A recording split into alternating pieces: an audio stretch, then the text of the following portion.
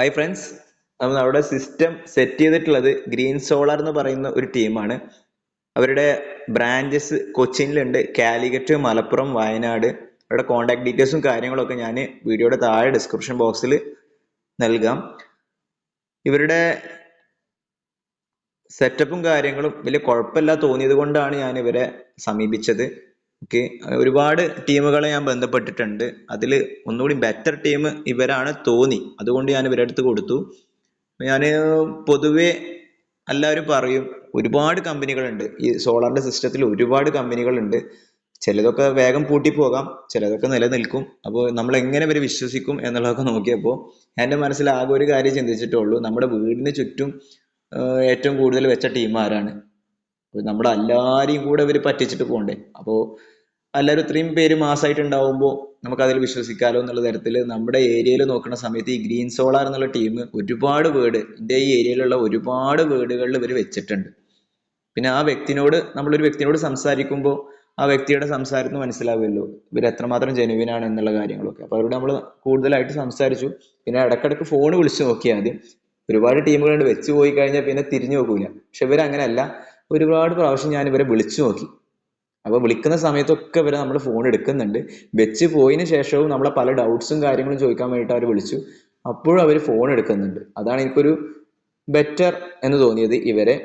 അതുകൊണ്ടൊക്കെ തന്നെയാണ് ഇവരുടെ ഈ പ്രൊജക്റ്റ്, ഈ കൊട്ടേഷൻ ഞാൻ ആക്സെപ്റ്റ് ചെയ്യുകയും ചെയ്തത്. ഇവരുടെ ഭാഗത്തുനിന്നും വന്ന 2-3 കാര്യങ്ങൾ ഞാൻ പറയാം. ഇവര് ഈ സോളാർ പാനൽസും കാര്യങ്ങളൊക്കെ സെറ്റ് ചെയ്യാൻ വേണ്ടിയിട്ട് നമ്മൾ വീട്ടിൽ കൊണ്ടുവന്ന് വെച്ചതിന് ശേഷം ഗവൺമെന്റിന്റെ ഭാഗത്ത് നിന്ന് ഈ 78,000 രൂപയുടെ സബ്സിഡി അവർക്ക് ഒരുപാട് ടീംസിന് കൊടുക്കാൻ കഴിയാത്ത ആ ഒരു സങ്കടം ആ വ്യക്തിക്കുണ്ട്. അപ്പൊ അവര് പറഞ്ഞു, ഞാനിപ്പോ അവിടെ സാധനങ്ങളൊക്കെ കൊണ്ടുവന്ന് വെച്ചിട്ടുണ്ട്, 78,000 രൂപക്ക് സബ്സിഡി കിട്ടുന്ന സിസ്റ്റങ്ങളൊക്കെ കൊണ്ടുവന്ന് വെച്ചിട്ടുണ്ട് സാറേ. പക്ഷെ ഞാൻ വേണമെന്നുണ്ടെങ്കിൽ ഒരു കൊട്ടേഷൻ കൂടി ഞാൻ വിട്ടുതരാം, സബ്സിഡി ഇല്ലാത്ത പ്ലാനിന്റെ കൊട്ടേഷൻ വിട്ടുതരാം. അത് നിങ്ങൾ ഓപ്റ്റ് ചെയ്യാൻ പറ്റുമെങ്കിൽ അത് ഓപ്റ്റ് ചെയ്തോളൂ. ഈ 78,000ന്റെ ഈ ടെൻഷൻ ഞാനും നിങ്ങളും അടിക്കണ്ടല്ലോ. ഇത് ഒരുപാട് ആൾക്കാർ ഇത് സെറ്റ് ചെയ്ത് കഴിഞ്ഞിട്ട് 3 മാസം 4 മാസം കഴിഞ്ഞിട്ട് പറയുന്നുണ്ട്, എന്താ നിങ്ങൾ ഈ 78,000 രൂപ അക്കൗണ്ടിലോട്ട് വിട്ടുതരാത്തതെന്നുള്ളത് പറയുന്നുണ്ട്. ഞങ്ങളുടെ കയ്യിലേക്കല്ലേ കിട്ടുക, നിങ്ങളെ കസ്റ്റമേഴ്സിന്റെ കയ്യിലേക്കാണ് ഗവൺമെന്റ് ബാങ്കിലോട്ടാണ് അയച്ചു തരാന്നാ പറഞ്ഞിട്ടുള്ളത്. ഞങ്ങൾക്ക് അത് എത്രയും പെട്ടെന്ന് എടുത്തു തരാനുള്ള കഴിവൊന്നുമില്ല. അതുകൊണ്ട് സബ്സിഡി പ്ലാൻ ഞാൻ ഓപ്റ്റ് ചെയ്യാൻ നിങ്ങളോട് താല്പര്യപ്പെടുന്നില്ല. നിങ്ങൾക്ക് നോൺ സബ്സിഡി പ്ലാനിന്റെ കൊട്ടേഷനും ഞാൻ അയച്ചു തരാന്ന് പറഞ്ഞിട്ട് ഇതേ സെയിം പ്ലാൻ, അതായത് ഇതേ നോൺ സബ്സിഡി ഇതന്നെ സിസ്റ്റം വെച്ചിട്ടുള്ള പ്ലാനുകൾ അവർ അയച്ചു തന്നിട്ട് ഇതിൽ 3,25,000 രൂപയാണ് എനിക്ക് കൊട്ടേഷൻ സബ്സിഡി പ്ലാനിൽ വിട്ടുന്നത്. ഓക്കെ, അതിൽ 78,000 രൂപ എനിക്ക് സബ്സിഡി കിട്ടുമെന്ന് പറഞ്ഞു. എന്നാൽ നോൺ സബ്സിഡി പ്ലാനിൽ 3 ലക്ഷത്തിന്റെ പ്ലാനാണ്. അത് സെയിം കൊട്ടേഷനാണ്, അതാണ് രസം. അവരെന്നോട് പറഞ്ഞു, ഒരു 2,85,000 ലാസ്റ്റ് സാറേ ഞാൻ വേണമെങ്കിൽ ഞങ്ങൾക്ക് ചെയ്തു തരാം. അത് നിങ്ങൾ ഇപ്പൊ പറയുകയാണെന്നുണ്ടെങ്കിൽ നമ്മളെ ടീം ആ സൈറ്റിലൂടെ പോകുന്നുണ്ട്, ആ സോളാർ മൊഡ്യൂൾസ് ഒക്കെ അവിടെ നിന്ന് എടുത്തിട്ട് സബ്സിഡി കിട്ടാത്ത പാനൽസ് അവിടെ ഇറക്കിക്കോളും. അപ്പോൾ അത് നാളെ മുതൽ നമുക്ക് സെറ്റ് ചെയ്യാം. അപ്പൊ അതിന് നിങ്ങൾ താല്പര്യപ്പെടുന്നുണ്ടോ? ഈ സബ്സിഡിയെ കുറിച്ചിട്ട് നമുക്ക് ടെൻഷൻ അടിക്കേണ്ട ആവശ്യമില്ല എന്ന് പറഞ്ഞു. അങ്ങനെ ആലോചിച്ചു, എന്ത് ഗവൺമെന്റ് നമുക്ക് തരുന്നൊരു കാര്യമല്ലേ ഈ 78,000 രൂപ സബ്സിഡി എന്നുള്ളത്. ആ ഒരു ബെനിഫിറ്റ് വെറുതെ കളയണോ? കിട്ടിയാ കിട്ടി, പോയാ പോട്ടെ എന്നുള്ള തരത്തിൽ ഞാൻ അവരോട് തന്നെ പറഞ്ഞു, നിങ്ങൾ സബ്സിഡിയിലെ പ്ലാൻ തന്നെ വെച്ചോളൂ, ഒരു കുഴപ്പമില്ല. ഓക്കെ, എനിക്കൊരു 40,000 രൂപ കിട്ടുന്ന കേസല്ലേ, കിട്ടുകയാണെങ്കിൽ കിട്ടട്ടെ, പോയാ പോകട്ടെ എന്നുള്ള തരത്തിൽ ഞാൻ പറഞ്ഞു അവരോട്, നിങ്ങൾ സബ്സിഡി ഉള്ള പ്ലാൻ തന്നെ വെച്ചാൽ മതി, മറ്റേ പ്ലാന്റെ ആവശ്യമില്ല. ഒരു കാര്യം നിങ്ങളോട് പറയുന്നുള്ളൂ, നിങ്ങൾ ഏതെങ്കിലും ഒരു കസ്റ്റമറിന് 78,000 രൂപ കിട്ടിയാൽ, നിങ്ങൾ വെച്ചതിൽ ഏതെങ്കിലും ഒരു കസ്റ്റമറിന് 78,000 രൂപ കിട്ടിയാൽ അത് നമുക്ക് വാങ്ങിത്തരാനുള്ള ഉത്തരവാദിത്വം നിങ്ങളെടുത്തിട്ടുണ്ട്. നിങ്ങൾക്കും അത് എന്തായാലും ഉറപ്പായിട്ട് ഞങ്ങൾ വാങ്ങിത്തരും എന്നുള്ള ആ ഒരു വിശ്വാസത്തിൽ നമ്മൾ വെച്ചു. എന്തായാലും 3 മാസം കഴിഞ്ഞു, 3 മാസം കഴിഞ്ഞിട്ടും നമ്മുടെ അക്കൗണ്ടിലോട്ട് സബ്സിഡി ഒന്നും വന്നിട്ടില്ല. കിട്ടിയാ കിട്ടി, പോയാൽ പോട്ടെ എന്നുള്ള തരത്തിൽ ഞാൻ എപ്പോഴും ചിന്തിക്കുന്നത്. 3,25,000 രൂപയാണ് നമ്മളെ കയ്യിൽ നിന്ന് പോയിട്ടുള്ളത്. സബ്സിഡി ഇല്ലാത്ത പ്ലാന് ഈ ടീംസ് ഒക്കെ തന്നെ വെച്ച് തരും 2,85,000. ഓക്കെ, അതും സെയിം കൊട്ടേഷൻ രണ്ടും ഞാൻ കാണിച്ചു തരാം. ഇതില് 5 കിലോവാട്ടിന്റെ പവർ പ്ലാന്റ് ആണ്, പ്രൊഡക്ഷന്റെ സിസ്റ്റം ആണ് ഇവർ വെച്ചിട്ടുള്ളത്. അവിടെ എഴുതിയിട്ടുണ്ട് പ്ലാന്റ് കപ്പാസിറ്റി 5 കിലോവാട്ട് എന്നുള്ളത്. മൊഡ്യൂൾ ടെക്നോളജി എന്നുള്ളത് നിങ്ങൾ കാണാം, അവിടെ ഹാഫ് കട്ട് ബൈഫേഷ്യൽ ആണ്, മോണോകട്ട് ഹാഫ് പെർക്ക് ബൈഫേഷ്യൽ ആണ്. ഇപ്പൊ മോണോകട്ട് ഹാഫ് പെർക്ക് എന്നുള്ള ഈ സിസ്റ്റം ആണ് ഇപ്പൊ ഏറ്റവും ലേറ്റസ്റ്റ് വരുന്നത്. പഴയ സിസ്റ്റം ഒക്കെ പോയി, ഞാൻ നമുക്ക് ചിന്തിക്കേ വേണ്ട, ഒരുപാട് വേറെ പാനൽസ് ഒക്കെ ഉണ്ട്. പക്ഷെ നിങ്ങൾ ചിന്തിക്കേണ്ടത് മോണോ പെർക്ക് ഹാഫ് കട്ട് ആണോ എന്നുള്ളത് നോക്കുക. അതാണ് ഇപ്പോഴത്തെ ഏറ്റവും ലേറ്റസ്റ്റ് ടെക്നോളജി ഉള്ളത്. ഇനി ഇതിനെക്കുറിച്ച് വിശദീകരിച്ച് ഓരോ പാനലിനെ കുറിച്ചിട്ടും വിശദീകരിച്ച് അറിയണമെന്നുണ്ടെങ്കിൽ ഒരുപാട് യൂട്യൂബേഴ്സ് ഇതിനെക്കുറിച്ച് പറയുന്നുണ്ട്. ഓക്കെ, ഇപ്പോഴത്തെ ഏറ്റവും ലേറ്റസ്റ്റ് ബൈഫേഷ്യലാണ്, അത് ഹാഫ് കട്ട് മോണോപെർക്കാണ്. ഓക്കെ, ഇതിൽ ബൈഫേഷ്യൽ എന്നുള്ളത് ഞാൻ പറഞ്ഞുതരാം. ബൈഫേഷ്യൽ എന്ന് പറഞ്ഞു കഴിഞ്ഞാൽ ഇതിന്റെ മുകളിലും താഴെയും പ്രൊഡക്ഷൻ കിട്ടുന്നുണ്ട് എന്നുള്ളതാണ്. പല കമ്പനികളും നമ്മളെ ഒപ്പിക്കാൻ വേണ്ടിയിട്ട് പറയും ഞങ്ങൾ അങ്ങനെ ആക്കിത്തരാം ഇങ്ങനെ ആക്കിത്തരാം, നിങ്ങൾ ബൈഫേഷ്യൽ വെക്കണ്ട, മോണോപെർക്കിന്റെ സിംഗിൾ ഫേസ് വെച്ചാൽ മതി, മുകളിലുള്ള പ്രൊഡക്ഷനും അടിയിലുള്ള പ്രൊഡക്ഷനും കൂടെ വെച്ചിട്ട് നിങ്ങൾ കോസ്റ്റ് അത് കൂട്ടാൻ നിൽക്കണ്ട, നിങ്ങൾക്ക് പ്രൊഡക്ഷൻ അത്ര കൂടുതലൊന്നും കിട്ടൂല, ചിലപ്പോൾ 1 യൂണിറ്റോ 1/2 യൂണിറ്റൊക്കെ നിങ്ങൾക്ക് ഒരു ദിവസം കൂടുതൽ കിട്ടിയാൽ കിട്ടി. പക്ഷെ ഞാൻ പറയുന്നത് ബൈഫേഷ്യൽ വെച്ചോളൂ. കാരണം 1 യൂണിറ്റാണ് നമുക്ക് എക്സ്ട്രാ കിട്ടുന്നതെന്നുണ്ടെങ്കിൽ 365 ദിവസത്തെ കണക്ക് കൂട്ടുന്ന സമയത്ത് 365 യൂണിറ്റ് നമുക്ക് കിട്ടുന്നുണ്ട്. ഓക്കെ, ഇവര് പറയുന്നത് നമ്മളോട് നിങ്ങൾ വെക്കുന്ന സമയത്ത് താഴെ നമ്മളെ പാനൽസിന്റെ താഴെ വൈറ്റ് പെയിന്റോ അല്ലെങ്കിൽ വൈറ്റ് സർഫേസോ ഉള്ള ഭാഗത്തേ ഉള്ളൂ റിഫ്ലക്ഷൻ കിട്ടുള്ളൂ, അപ്പോൾ നിങ്ങൾക്ക് അത് വെച്ചിട്ട് കാര്യമുള്ളൂ എന്നൊക്കെയാണ് അവർ പറയുന്നത്. ചെറിയ വ്യത്യാസമേ ഉള്ളൂ, എമൗണ്ടിൽ വരുന്നുള്ളൂ.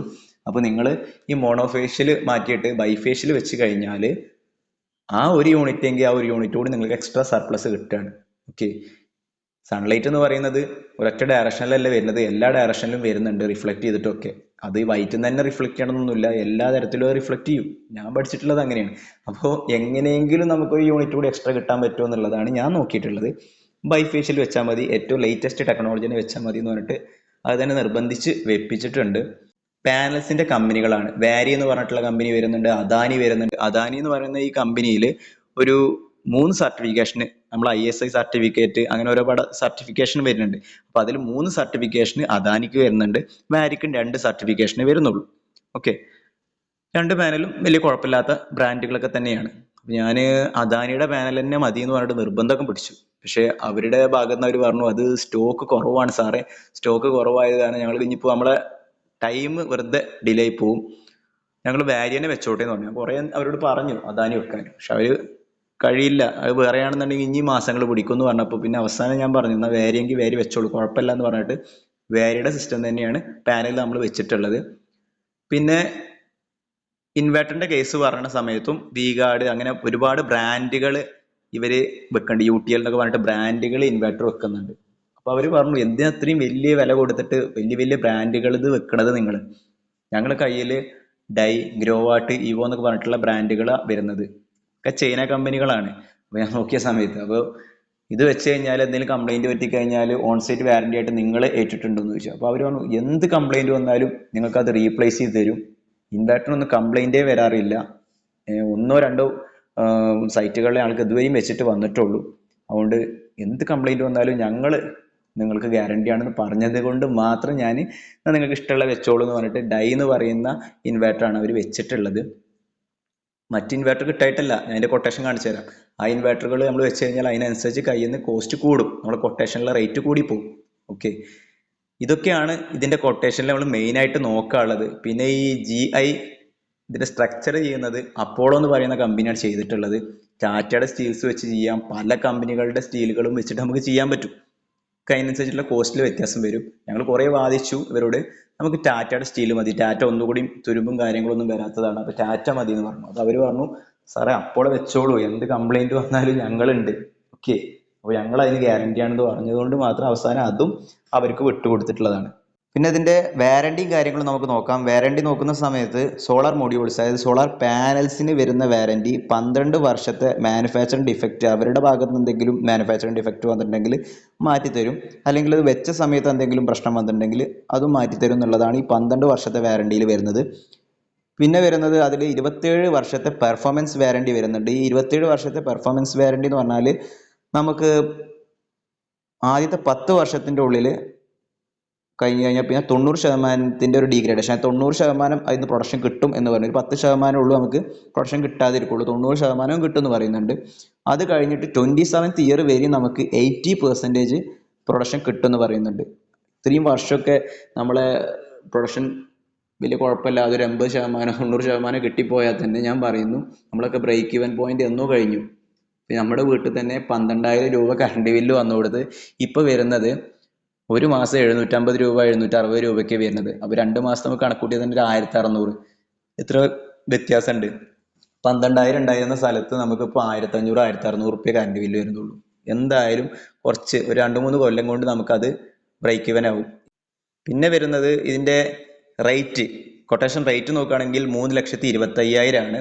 ഇതിൽ 78,000 രൂപ സബ്സിഡി ഗവൺമെന്റ് തരുമെന്ന് പറയുന്നുണ്ട്. കിട്ടിയാൽ കിട്ടി, പോയാൽ പോയി, അത്രേ ഉള്ളൂ. നമ്മൾ എന്തായാലും ഈ സബ്സിഡി ഉള്ള പ്ലാന് തന്നെയാണ് വെച്ചിട്ടുള്ളത്. ഈ സബ്സിഡി ഇല്ലാത്ത ഇവരുടെ കൊട്ടേഷൻ നിങ്ങൾക്ക് ഞാൻ കാണിച്ചു തരാം. ഇതാ രണ്ടാമത് നിൽക്കുന്നത് സബ്സിഡി ഇല്ലാത്ത പ്ലാനാണ്. ഈ സബ്സിഡി ഇല്ലാത്ത പ്ലാനിൽ അവരെന്നോട് പറഞ്ഞത് സെയിം കൊട്ടേഷനാണ്. നിങ്ങൾക്ക് ശ്രദ്ധിച്ച് നോക്കിക്കഴിഞ്ഞാൽ മനസ്സിലാവും, അതേ പ്രൊഡക്റ്റും കാര്യങ്ങളും തന്നെയാണ് അതിലുള്ളത്, വലിയ വ്യത്യാസമൊന്നുമില്ല. ഈ സെയിം കൊട്ടേഷൻ അവർ വിട്ടിട്ടുള്ളത് 3 ലക്ഷത്തിനാണ്. അത് ലാസ്റ്റിനോട് അവർ ബാർഗൻ ചെയ്തിട്ട് പറഞ്ഞത് 2,85,000 വേണമെങ്കിൽ വെച്ച് തരാം, സബ്സിഡി ഇല്ല എന്ന് പറഞ്ഞു. ഓക്കെ, ഞാൻ പറഞ്ഞു സബ്സിഡി ഉള്ള പ്ലാൻ ആയിക്കോട്ടെ, അഥവാ കിട്ടിയ 78,000, കിട്ടിയിട്ടില്ലെങ്കിലല്ലേ.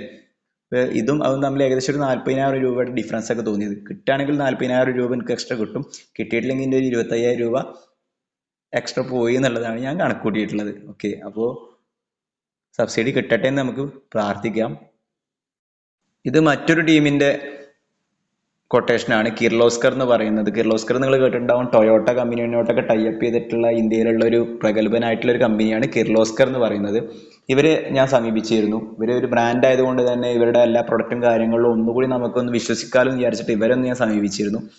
അപ്പൊ ഇവരോടും ഞാൻ കൂടുതലായിട്ട് സംസാരിച്ച സമയത്ത് ഇവരെക്കാളും കൂടുതൽ ടെക്നോളജി ഉള്ളത് മറ്റുള്ളവരടുത്താണ്. ഇവരുടെ ഈ മോണോ കട്ട് ഹാഫ് പർക്ക് എന്ന് പറയുന്ന ആ ഒരു പാനൽ ഉണ്ട് എന്നല്ലാതെ അതിൽ ബൈഫേഷ്യൽ ഇല്ല.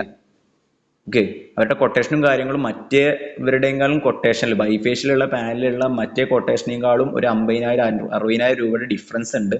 ഓക്കെ, അപ്പോൾ പക്ഷേ അത് 60,000 ഉണ്ട് എന്ന് പറഞ്ഞിട്ട് അവർ ബ്രാൻഡാണ്, അതുകൊണ്ട് അവർക്ക് നമുക്ക് കോൺടാക്ട് ചെയ്ത് എപ്പോൾ വേണമെങ്കിലും കിട്ടും, ഒരിക്കലും പൂട്ടി പോകില്ല എന്നുള്ളൊരു ചിന്താഗതി എൻ്റെ മനസ്സിലുണ്ടായിരുന്നു. അതുകൊണ്ട് ഞാൻ അവരെ ഓപ്റ്റ് ചെയ്തത്. പക്ഷെ ടെക്നോളജി അവരുടെ കയ്യിലില്ല.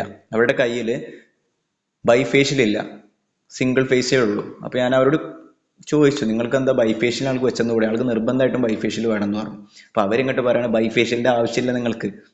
ഓക്കെ, അതിൽ കൂടുതൽ പ്രൊഡക്ഷൻ ഒന്നും വരില്ല, ചെറിയൊരു വ്യത്യാസമേ വരുള്ളൂ. അപ്പം നിങ്ങൾക്ക് ബൈഫേഷ്യൽ ഇല്ലാതെ വെക്കാൻ പറ്റില്ല, ബൈഫേഷ്യൽ നിങ്ങൾ വെക്കുകയാണെന്നുണ്ടെങ്കിൽ നിങ്ങളെ ഞാൻ ഓപ്റ്റ് ചെയ്യുമെന്ന് പറഞ്ഞു.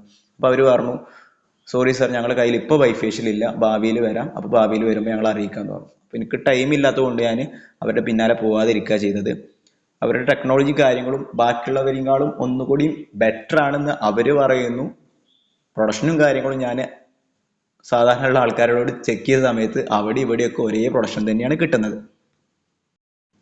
ഇനി വേറൊരു ടീമിൻ്റെ സിസ്റ്റം കാണിച്ചു തരാം. ഇതിൽ കണ്ട നിങ്ങൾക്ക് മനസ്സിലാവും, V-Guardന്റെ ഇൻവെർട്ടറൊക്കെ ഉണ്ടാവും. ഓക്കെ, അദാനി എല്ലാവരുടെ സോളാർ പാനലും അവർ ഓപ്റ്റ് ചെയ്യാൻ പറഞ്ഞിട്ടുണ്ട്. റേറ്റിൽ ഡിഫറൻസ് വന്നതായിട്ട് നിങ്ങൾക്ക് ശ്രദ്ധയിൽപ്പെട്ടിട്ടുണ്ടാവും, 3,38,000. ഓക്കെ, റേറ്റ് ഡിഫറൻസ് വന്നിട്ടുണ്ട് ഇവിടെ. പിന്നെ 3,20,000 എല്ലാ റേറ്റുകളും പല പല കൊട്ടേഷനുകൾ വന്നിട്ടുണ്ട്.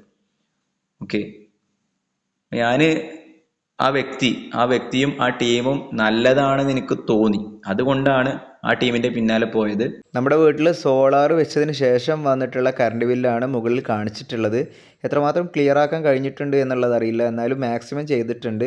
അതിൽ റീഡിങ് ആൻഡ് കൺസപ്ഷൻ എന്നുള്ള ഭാഗത്ത് 395 യൂണിറ്റ് കാണാം.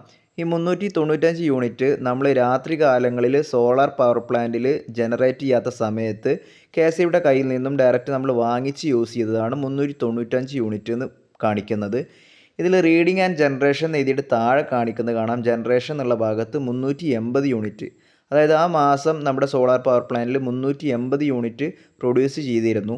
ഈ പ്രൊഡ്യൂസ് ചെയ്തതിൽ 76 യൂണിറ്റോളം നമ്മൾ വീട്ടിൽ മോർണിംഗിൽ തന്നെ ഉപയോഗിച്ച് തീർത്തിട്ടുണ്ട്.